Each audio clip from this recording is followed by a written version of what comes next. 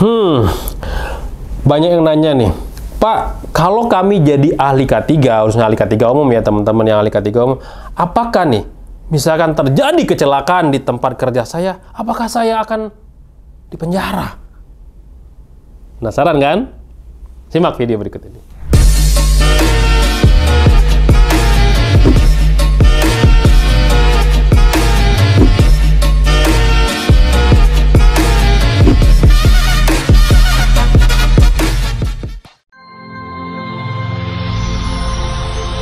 Video ini dipersembahkan oleh Mediatama Academy. Training K3, langsung kerja. Nah, berbicara mengenai eksiden, berbicara mengenai kewajiban dan kewenangan seorang ahli K3. Ya. Nah, teman-teman bisa baca Permenaker 0292 ya. Regulasi ini teman-teman bisa baca secara langsung di aplikasi Mika Super App K3. Teman-teman silakan install di sana, login di sana, silakan teman-teman masuk ke bagian regulasi K3. Klik di sana, cari Permenaker 0292. Nih, Kak Ciden ini bacakan dulu ya. Nah, kalau teman-teman sudah masuk ke aplikasi ini enak banget loh. Teman-teman nggak perlu lagi bawa buku suci yang tebal itu ya. Teman-teman bisa langsung baca live di sana. Nah, ketika kita ditanya apakah seorang ahli K3 bertanggung jawab terhadap kecelakaan di sebuah tempat kerja, nah kita linkkan dengan Permenaker 0292 ini. Yang pertama adalah kewajiban sebagai ahli K3 itu apa aja. Nah, yang pertama adalah kewajiban ahli K3 membantu mengawasi pelaksanaan peraturan perundangan K3 sesuai dengan bidang yang ditentukan dalam SKP-nya. Tuh ya. Yang kedua, memberikan laporan kepada menteri, tenaga kerja, pejabat. Nah, ini bisa jadi laporannya melalui laporan P2K3 gitu ya. Dan merahasiakan segala keterangan tentang rahasia perusahaan atau instansi yang berhubungan dengan jabatannya. Nah, itu adalah kewajiban seorang ahli K3. Ini berlaku semua nih, mau itu ahli K3 umum, ahli K3 listrik, ahli K3 konstruksi, semua diatur dalam Permenaker 0292 ya. Permenaker 02 tahun 1992. Takut salah. Itu adalah kewajiban. Jadi hati-hati teman-teman, kalau sudah punya SKP, teman-teman ya wajib mematuhi regulasi, wajib membuat laporan dan merahasiakan ya. Yang ketiga adalah kewenangan. Nah, di kewenangan ini nih teman-teman hati-hati. Ini Kak Ciden ini bacakan. Kewenangan seorang auditor ahli K3 adalah memasuki semua tempat kerja sesuai dengan penunjukannya. Hati-hati kalau teman-teman misalkan, Pak, saya mau masuk ke ruangan boiler misalkan. Anda kompetensi apa? Ahli K3 umum? Oh, belum bisa. Ini harus ada ahli K3 spesialis ya. Nah, itu sesuai penunjukannya ya. Yang berikutnya, meminta keterangan atau informasi mengenai pelaksanaan syarat-syarat K3 di tempat kerja sesuai dengan penunjukannya. Jadi kita mempunyai kewenangan meminta apapun informasi itu ya, asalkan sesuai dengan bidang kita. Nah, yang ketiga ini nih ya, yang agak detail nih buat teman-teman semua. Memonitor, memeriksa, menguji, menganalisa, mengevaluasi dan memberikan persyaratan serta pembinaan K3. Nah, itu tugasnya ahli K3. Salah satu ada 7 nih. Keadaan fasilitas tenaga kerja, keadaan mesin-mesin, pesawat, alat kerja, instalasi dan peralatan lainnya, penanganan bahan-bahan, proses produksi, sifat kerja, cara kerja, dan lingkungan kerja. Nah, ini nih yang sering ditanyakan. Pak, misalkan kalau terjadi kecelakaan, ada orang jatuh dari ketinggian, apakah kita yang akan dijadikan tersangkanya gitu? Yang kita yang dijadikan kambing hitamnya? Nah, pertanyaan seperti ini banyak sering yang masuk di YouTube-nya Kak Ciden ini. Ya. Nah, yang harus kita lakukan apa? Ketika kita menjadi seorang ahli K3, ya, kita wajib melakukan semua kewajiban dan kewenangan ini. Jangan sampai kalau ada orang jatuh dari ketinggian kita disalahin. Caranya gimana, Pak? Nah, caranya adalah teman-teman harus pastikan ya, ketika teman-teman ada pekerjaan-pekerjaan yang berisiko tinggi tersebut, ataupun ada karyawan atau pekerja yang baru pertama kali kerja, baru pertama kali masuk ke tempat kerja kita, pastikan teman-teman. Yang pertama, harus dilakukan safety induction terlebih dahulu.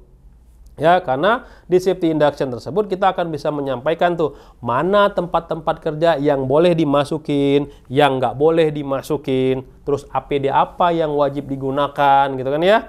Terus jalur evakuasi, assembly point, kebijakan K3, dan fasilitas-fasilitas lain. Itu harus dijelaskan semua pada saat safety induction, dan pastikan mereka mengetahui itu dan tanda tangan ya ada pernyataannya.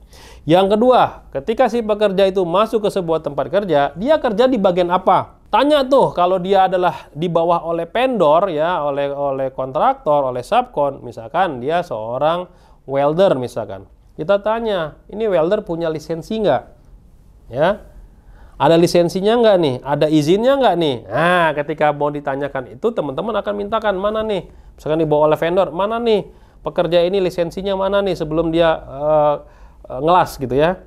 Nah, itu ya, tanya lisensinya ya. Yang ketiga, yang teman-teman harus lakukan adalah apakah si vendor tersebut atau kita sendiri ya sudah membuat JSA nggak? Job Safety Analysis terkait dengan pekerjaan pengelasan itu. Ya, nah kalau pengelasannya bekerja di ketinggian, mengelasnya di ketinggian, nah nanti tanya lagi punya nggak sertifikat TKBT, nah tenaga kerja bangunan tinggi gitu ya. Nah itu yang ketiga ya, harus punya JSA. Nah JSA pasangannya adalah work permit, yang keempat adalah ada work permitnya.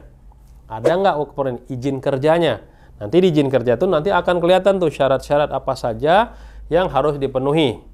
Ya, termasuk nanti ada siapa yang bertanggung jawab terhadap area tersebut. Yang kelima, teman-teman harus lengkapi lagi dengan SOP.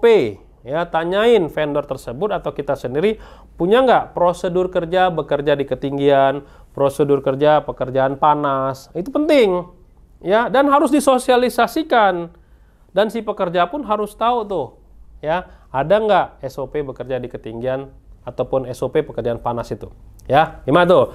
Yang keenam, nah yang teman-teman harus lakukan adalah harus melakukan pre-use inspection. Bila perlu sebelum dia kerja, dia ada mock-up dulu, ya kan?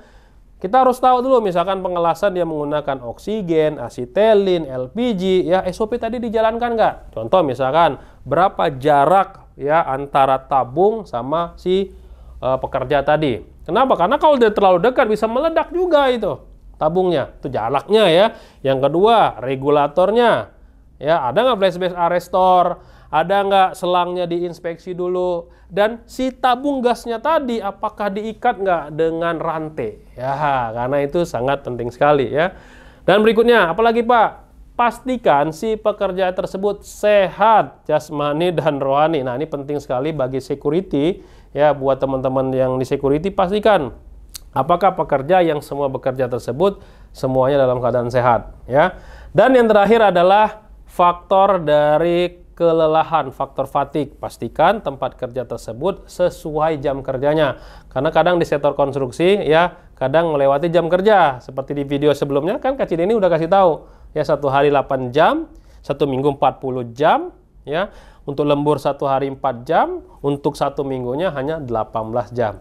Inilah salah satu faktor-faktor penyebab terjadinya kecelakaan. Nah, kalau teman-teman bisa memberikan semua ya informasi-informasi tadi berupa bukti-buktinya, termasuk tadi saya lupa ya, menyerahkan APD misalkan tadi ya, kita harus kasih lihat tuh, ada nggak kita tanda terima APD. Kita melakukan safety induction, ada nggak kita MOM rapannya. Kita melakukan pemeriksaan kesehatan, ada nggak hasil pemeriksaan kesehatannya. Ya, kita melakukan inspeksi rutin, audit rutin, ada nggak? Ya, nah semua bukti-bukti tadi kita harus kumpulkan dalam bentuk outner. Jadi misalkan terjadi kecelakaan, kita dipanggil menjadi saksi, semua eviden tadi, JSA, work permit, ya kita kasih lihat. Ini kami sudah menjalankan semua nih Pak. Tapi mungkin karena ada kelalaian dari si pekerja, akhirnya si pekerja jatuh dari ketinggian. Ya. Seorang teknisi tower seluler jatuh dari ketinggian 50 meter. Korban tewas di lokasi kejadian. Tower Sentul Mas, pengamannya bedor Mas. Rifai, seorang teknisi tower seluler terjatuh dari ketinggian 50 meter di Desa Sentul, Kecamatan Gading, Kabupaten Probolinggo, Jawa Timur. Warga Blora, Jawa Tengah ini tewas seketika akibat luka parah di bagian kepala, tangan kanan, dan kaki sebelah kiri. Sementara menurut rekan korban jatuh meski telah dilengkapi alat pengaman sesuai dengan standar. Termasuk juga ada juga kecil ini pernah lihat tuh ada orang jatuh dari ketinggian tapi masih menggunakan body harness lengkap. Ternyata apa? Cantolannya ya, cantolan hooknya itu tidak dicantolin gitu loh. Jadi dia pakai itu body harness ya. Ini penting sekali buat teman-teman semua Alika 3 ketika memberikan body harness harus diedukasi. Jangan sampai body harness itu hanya untuk atribut doang ya kan. Apalagi Pak, lifeline-nya itu loh untuk cantolannya, misalkan nggak ada cantolan kan pakai kabel seling itu. Kuat nggak dia menahan momen atau menahan berat jatuh dari si pekerja? Itu harus dicek tuh, harus dipastikan ya. Dan berikutnya adalah APD-nya itu standar nggak? Misalkan menggunakan body harness, cek juga standar dari body harness itu sendiri. Jadi itu ya. Jadi siapa yang salah Pak? Ya tetap kita harus diinvestigasi oleh tim investigator yang berkompeten. Jadi pastikan tim investigator tersebut termasuk teman-teman yang Alika 3 harus training dulu ya, insiden investigator. Nanti kita akan dilibatkan. Siapa aja Pak tim investigator? Bisa jadi Alika 3 spesialis di bidang ketika dia terjadi kecelakaan, misalkan jatuh dari ketinggian karena apa, ya kan? Yang kedua, siapa pemilik area tersebut, ya kan? Dilibatkan juga. Terus engineer juga dilibatkan. Jadi nanti ada tim melakukan investigasi. Jadi tidak semerta-merta kita yang disalahin. Tapi ingat teman-teman harus memberikan bola panas tersebut ke manajemen, jangan sampai kita yang disalahin. Contoh misalkan ada potensi jatuh dari ketinggian misalkan ya. Penilaian akhirnya adalah harus menggunakan body harness. Kita tahu lah ya, body harness kan cukup mahal tuh harganya.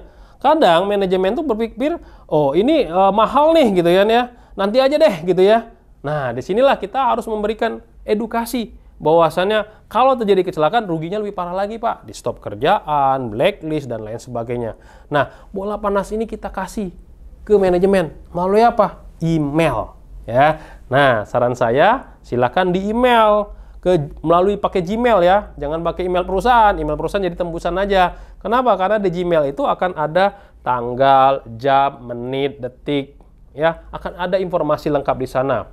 Jadi teman-teman email resmi ke manajemen, ke direktur atau ke ketua P2K3 atau ke kepala proyek atau kepala pabrik bahwasannya ada pekerjaan di ketinggian wajib menggunakan alat pelindung diri berupa full body harness. Kami memohon untuk disediakan gitu kan ya. Nah, itu teman-teman harus sampaikan. Termasuk juga misalkan mengerjakan konstruksi itu melebihi jam kerja. Nah, itu kita harus sampaikan. Jangan sampai bola panas itu ada di kita dan kita dijadikan sebagai kambing hitamnya. Nggak mau kan? Oke, itu aja informasi dari saya. Kalau emang video ini adalah video yang menarik, silakan di-share ya ke teman-teman yang lain, di-like dan di-subscribe. Oke, itu aja dari saya. Salam safety.